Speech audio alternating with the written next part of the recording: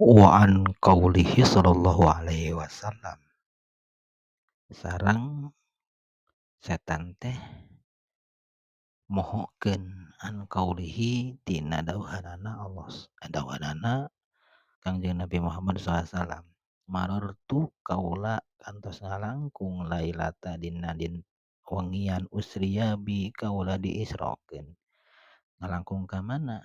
Bi aqwamin ka kaum-kaum tuqradu anu digunting naon sifahuhum letah-letahna bimaqaridho ku gunting-gunting min nari tina sini neraka.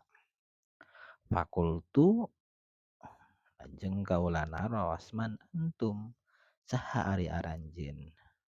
Qalu ngajawab eta jalma-jalma di neraka nu ngagunting etahna sorangan teh, kunna kami teh baheula di alam dunya na'muru sok miwarang bil khairi kana kahadean wala na'tihi tapi kami teh teu midamel kana kahadean eta.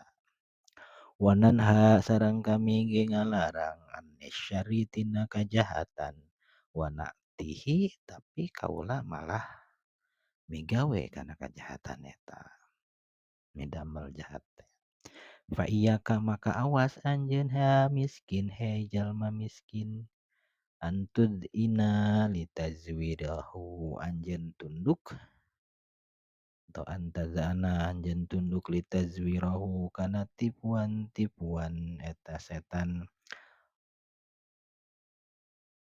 wa tatadalla sareng anjeun katarik bihabli gururihi ku tali tipuanana eta setan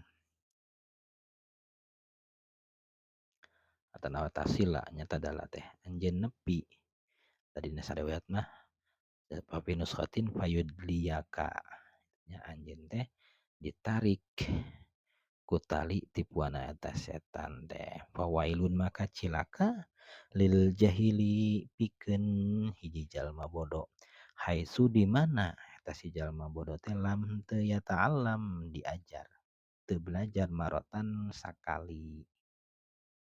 Wawailun sareng cilaka lil alimi pikeun jalma nu alim haitsu di mana lam ya'mal teu migawe eta si alim teh bima kana perkara naon wae alima anu anjeunna apal kana eta perkara alfa marotin 1000 kali.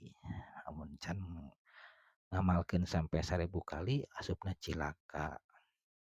Wa'lam sakitu heula nya dugikeun kana alfa marotin. Ge salajengna guaran sarajengna tina wa'lam eta pembagian jalmi dina milari ilmu. Mudah-mudahan naon anu nembe di logat dialih bahasakeun sing aya manfaatna khususna kanggo diri simkuring ge umumna ka saha wae anu kalaresan nyondong waktos nonton ieu video logatan Bidayatil Hidayah.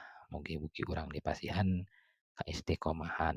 Wallahul muwaffiq ila aqwamit thoriq. Wassalamualaikum warahmatullahi wabarakatuh.